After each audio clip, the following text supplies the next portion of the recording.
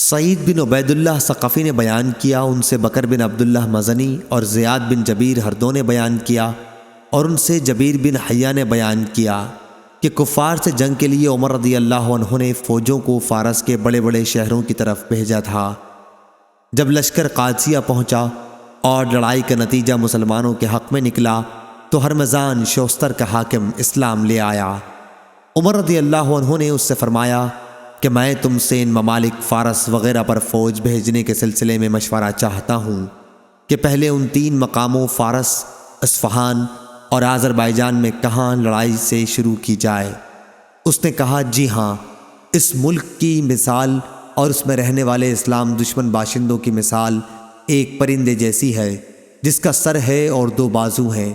اگر اس کا ایک بازو توڑ دیا جائے تو وہ اپنے دونوں پاؤں پر ایک بازو اور ایک سر کے ساتھ کھڑا رہ سکتا ہے، اگر دوسرا بازو بھی توڑ دیا جائے تو دونوں پاؤں اور سر کے ساتھ کھڑا رہ سکتا ہے، اگر سر توڑ دیا جائے تو دونوں پاؤں، دونوں بازو اور سر سب بیکار رہ جاتا ہے۔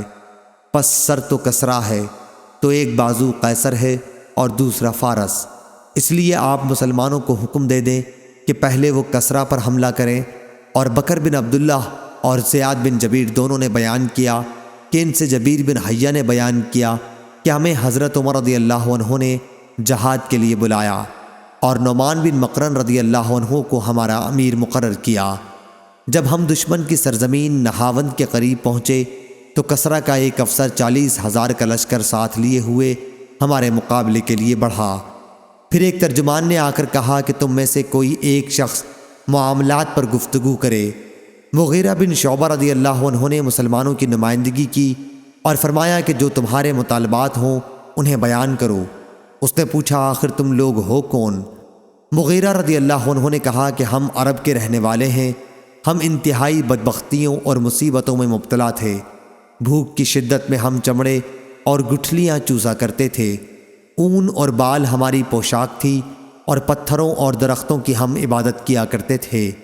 ہماری مصیبتیں اسی طرح قائم تھیں کہ آسمان اور زمین کے رب نے، جس کا ذکر اپنی تمام عظمت و جلال کے ساتھ بلند ہے، ہماری طرف ہماری ہی طرح کہ انسانی عادات و خصائص رکھنے والا ایک نبی بھیجا۔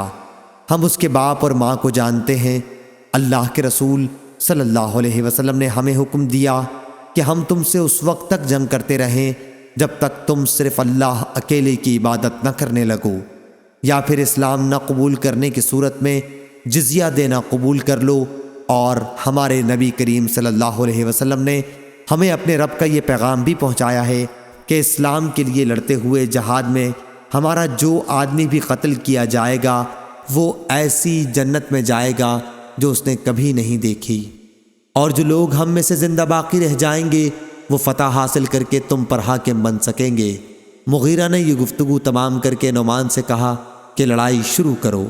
صحیح بخاری حدیث نمبر 3159۔